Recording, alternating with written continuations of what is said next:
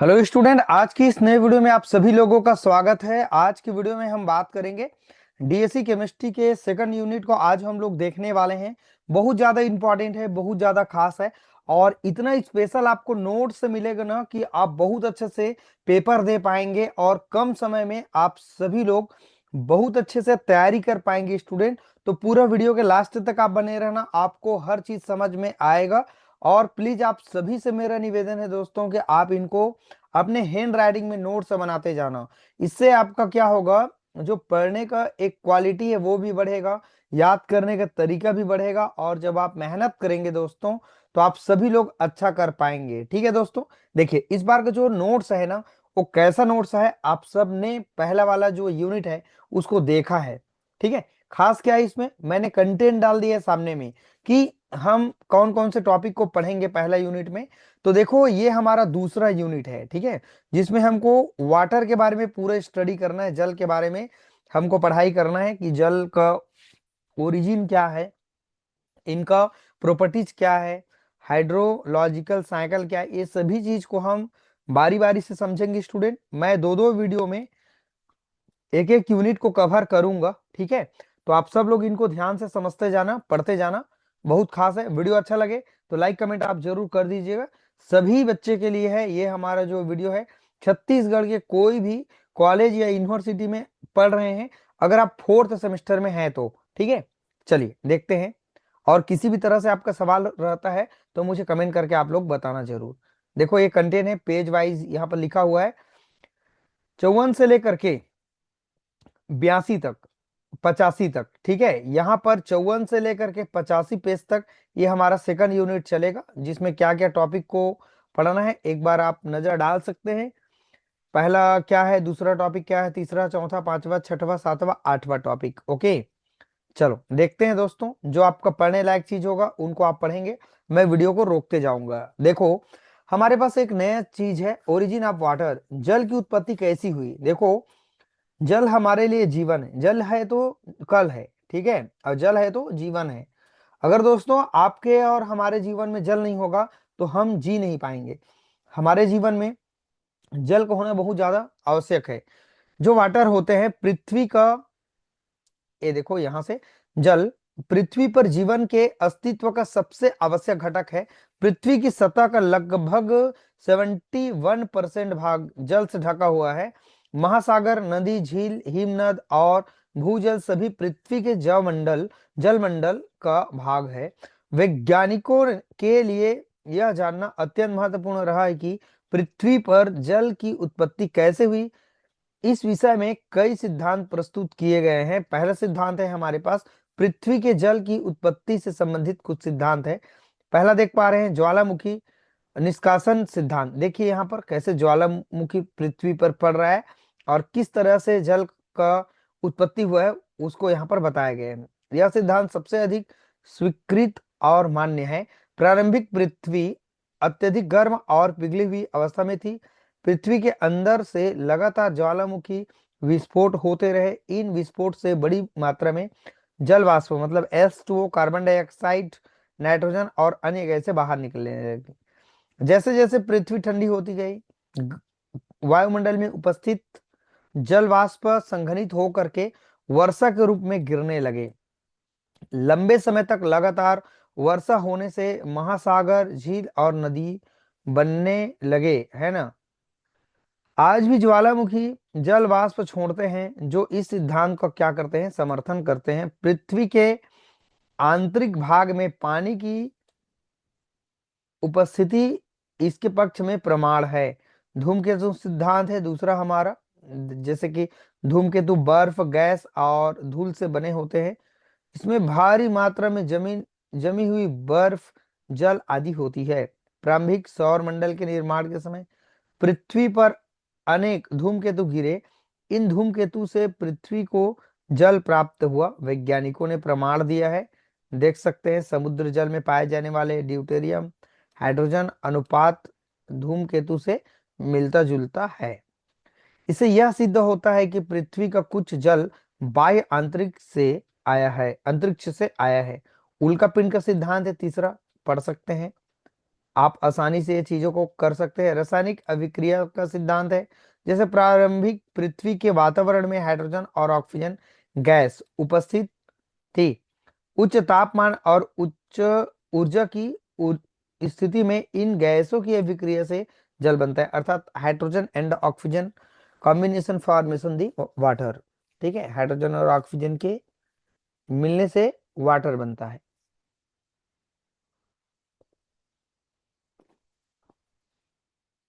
हालांकि यह सिद्धांत पृथ्वी के कुल जल की व्याख्या नहीं कर पाता है, लेकिन आंशिक योगदान स्वीकार किए गए हैं। सौर निहारिका सिद्धांत है, ये भी आप पढ़ लेंगे।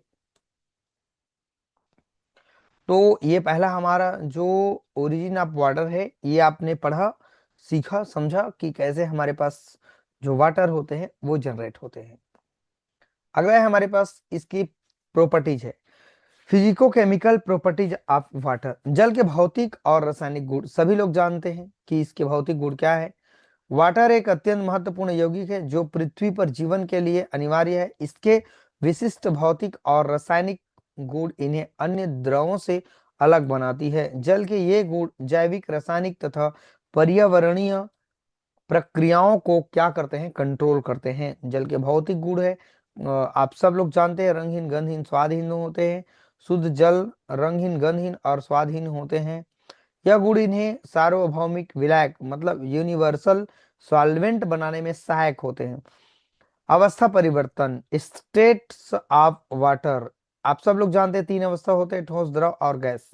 ठोस के रूप में बर्फ, द्रव के रूप में आपका पानी, गैस के रूप में जल वाष्प पाए जाते हैं।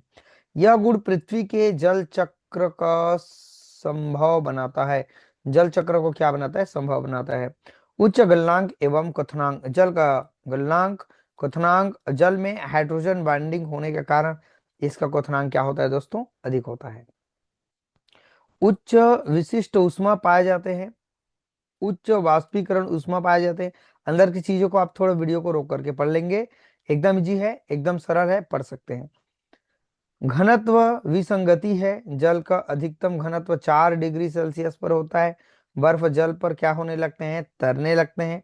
यह गुण जल जीवन के लिए उत्तरदायी, जीवनदायी है। सतत सतही तनाव अर्थात सरफेस टेंशन पाए जाते हैं जल में। जल का सतही तनाव अधिक होता है।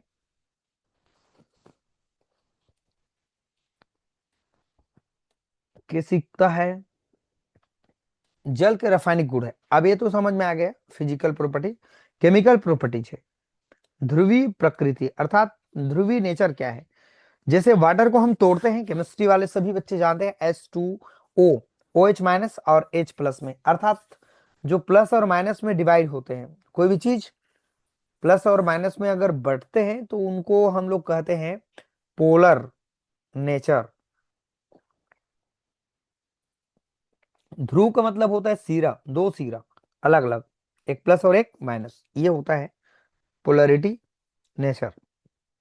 जल एक ध्रुवीय अणु है, इस कारण यह आयनिक और ध्रुवीय पदार्थों को घोल सकता है। सार्वभौमिक विलायक है, यूनिवर्स सॉल्वेंट है। जल अधिकांश सॉल्ट, अम्ल और क्षार को घोल सकता है, मतलब एसिड एंड बेस को क्या कर सकता है, घोल सकता है। यह बायोलॉजिकल अर्थात बायोकेमिकल अभिक्रिया के लिए एक माध्यम प्रदान करता है। आयनिजेशन का काम करता है। जल एक जानते हैं H प्लस और OH माइनस में टूटता है। यही पीएच की अवधारणा का क्या होता है, आधार होता है। बहुत अच्छा है, पढ़ें आप सब लोग इनके नेचर को। वीडियो को एक बार रोकते जाना और धीरे धीरे से पढ़ते जाना। थोड़ा निष्कर्ष देखते हैं। जल के भौतिक रासायनिक गुण इन्हें जीवन के लिए अनिवार्य बनाते हैं। उच्च विशिष्ट ऊष्मा, घनत्व, विसंगति, ध्रुवीयता एवं सार्वभौमिक विलायक जैसे कि विशेषता पृथ्वी पर जीवन को संभव बनाती है। अतः जल को जीवन का आधार कहा जाता है। अगला है हमारे पास हाइड्रोलॉजिकल साइकिल मतलब वाटर साइकिल। आपने पहले वाला चैप्टर देखा होगा तो पूरा समझ आ गया होगा। हाइड्रोलॉजिकल साइकिल वह सतत प्राकृतिक प्रक्रिया है जिसके द्वारा पृथ्वी पर जल का निरंतर संचलन होता है। वायुमंडल, स्थल मंडल, जल मंडल तथा जैव मंडल के बीच होता रहता है। इस प्रक्रिया को जल चक्र या वाटर साइकिल भी कहते हैं। जल चक्र सूर्य की ऊर्जा एवं गुरुत्वाकर्षण बल द्वारा संचालित होते हैं। पृथ्वी पर जल की कुल मात्रा लगभग स्थिर रहती है, परंतु यह विभिन्न अवस्था ठोस, द्रव, गैस में पाए जाते हैं। अलग अलग अवस्थाओं में अलग अलग स्थानों पर चेंज होते रहते हैं। जीवन के अस्तित्व और जलवायु संतुलन और पारिस्थितिकी तंत्र के लिए जल चक्र अत्यंत क्या होते हैं दोस्तों, आवश्यक होते हैं। इनका परिभाषा है, जल चक्र वह प्राकृतिक प्रक्रिया है जिससे जल वाष्पीकरण, वाष्पोत्सर्जन, संघनन, वर्षण अर्थात वर्षा होना, अंतः स्त्रवण, अपवाह और संग्रहण के माध्यम से पृथ्वी के विभिन्न भागों में निरंतर घूमता रहता है। आप यहाँ पर देख पा रहे हैं वाटर साइकिल, देख सकते हैं यहाँ पर कैसे कलेक्शन हो रहा है यहाँ पर, है ना। इनफिल्ट्रेशन, फिर कलेक्शन हो रहा है, फिर वाष्पीकरण हो रहा है, फिर ट्रांसफॉरेशन हो रहा है, ट्रांसपीरेशन, फिर आपका कंडेंसेशन, फिर ये बादल में गया, फिर यहाँ पर गिरने लगता है। जानते हैं ये चक्र आपने देखा है, तो आप सब लोग वाष्पीकरण को देख लेंगे थोड़ा से। उसके बाद है वाष्पोत्सर्जन है, थोड़ा थोड़ा पढ़ेंगे। जैसे जो पेड़ पौधों के पत्ती होते हैं ना, वो क्या करते हैं, अपने आप को गर्मी से बचाने के लिए अपने पत्ते को झड़ा देते हैं, छोड़ने लगते हैं।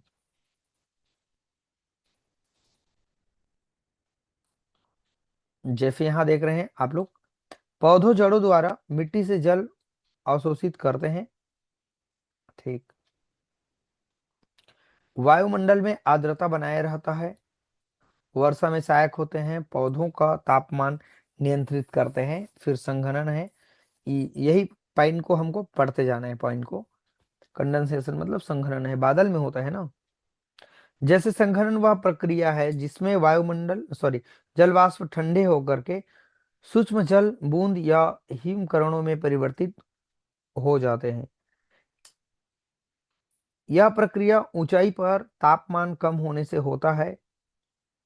इससे बादल, कोहरा और ओस बनते हैं। वायु में उपस्थित धूल कण संघनन नाभिक का कार्य करते हैं। संघनन वर्षा की प्रारंभिक अवस्था होता है। ये है हमारे पास वर्षण, प्रेसिपिटेशन। जब बादल में जल की बूंदें भारी हो जाती है, तब वे गुरुत्वाकर्षण के कारण पृथ्वी पर गिरते हैं, इसे ही वर्षण कहते हैं। वर्षण कितने प्रकार के होते हैं, वर्षा होता है, हिमपात,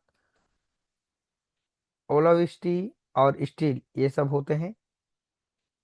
अंतःस्त्रवण, इनफिल्ट्रेशन आपने देखा है डायग्राम में। परकोलेशन, ये भी आप देखे हैं डायग्राम में। सरफेस रन ऑफ, अफवाह है। ठीक, अंदर की चीजों को आप पढ़ते जाएंगे। जल का महत्व क्या है देख सकते हैं, जल चक्र का महत्व ये है। ठीक, ये भी हमारा कंप्लीट हो जाता है। अगला टॉपिक है क्राइटेरिया ऑफ वाटर क्वालिटी। देखते हैं, यही टॉपिक और देख लेते हैं इस वीडियो में। उसके बाद अगला वाला जो हमारे पास टॉपिक आएगा उसको हम अगले वाला वीडियो में देखेंगे। जल गुणवत्ता से आशय जल के उन भौतिक, रासायनिक और जैविक गुणों से है जिनके आधार पर यह तय किया जाता है कि जल पीने, कृषि, उद्योग और जलीय जीवन के लिए उपयुक्त है कि नहीं है। इसे तीन भाग में बांटा गया है, भौतिक, रासायनिक और जैविक।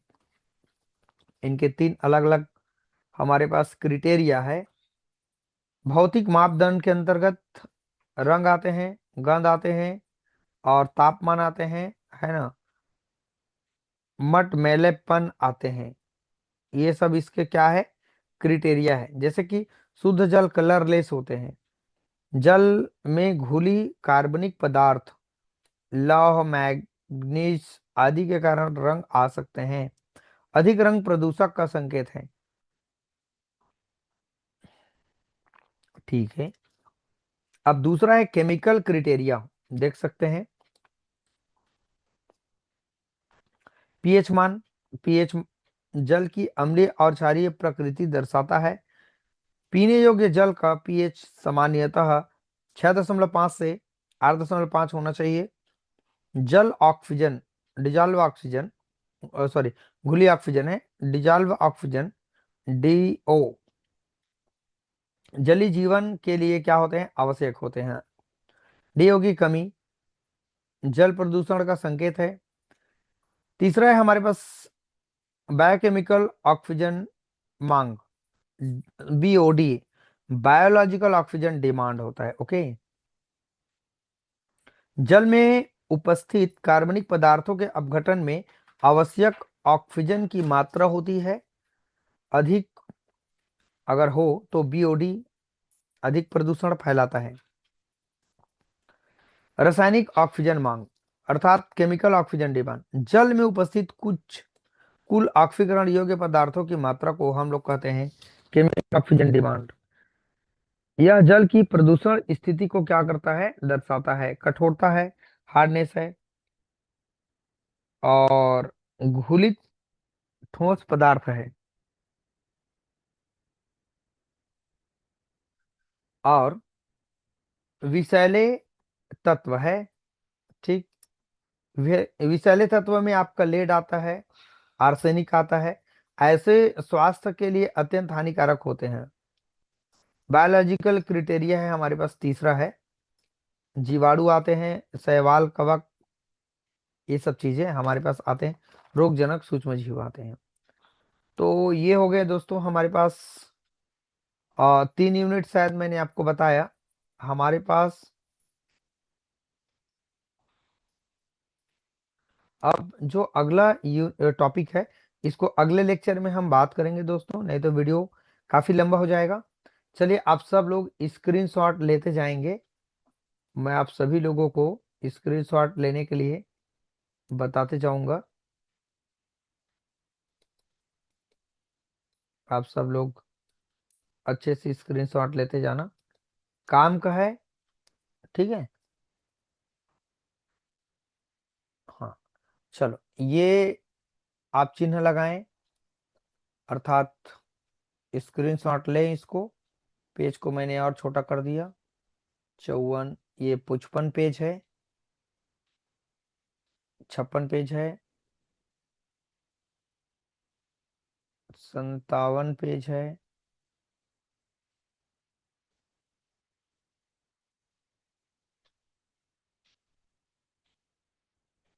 58 पेज, 59, ऊपर में लिखा है ना पेज नंबर, ध्यान करेंगे सब लोग। 60 है। हो सकता है कई लोगों को लग रहा होगा कि सर आपने पूरा एक एक पढ़ दिया, समझाया नहीं। अब एकदम पर्यावरण है भाई, इसको आप पढ़ सकते हैं। मैं आपको नोट्स जुगाड़ करके दे रहा हूँ, वही बहुत बड़ी बात है। और इसी को आप सब लोग मेंटेन करें और नोट्स बनाते जाएं।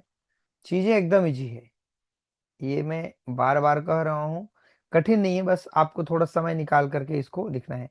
ठीक है दोस्तों, ये हमारा 66 तक पेज तक कंप्लीट हो जाता है। 67 से आगे हम चलेंगे, है ना। तो चलिए आज आज की वीडियो में इतना हमने चीजों को समझा दोस्तों। अच्छा लगा होगा वीडियो तो लाइक कमेंट आप सब लोग कर देना, और आपका सलाह रहेगा कि और क्या चीज का डिमांड है आप मुझे बताना। अपना मेन जो केमिस्ट्री का सब्जेक्ट है वो कुछ दिन बाद क्लास स्टार्ट होगा। मैं चाह रहा हूँ कि डीएससी को आप लोगों तक तुरंत पहले 8-10 वीडियो में पहुंचा दूं, है ना, ताकि, क्योंकि उनका सिलेबस बड़ा है, उसको टाइम लगेगा पढ़ने में, है ना। इसको आसानी से कम कम समय में हम अच्छे से पढ़ सकते हैं। चलिए दोस्तों, वीडियो को देखते रहना, समझते रहना। वीडियो को वॉच करने के लिए थैंक यू सो मच।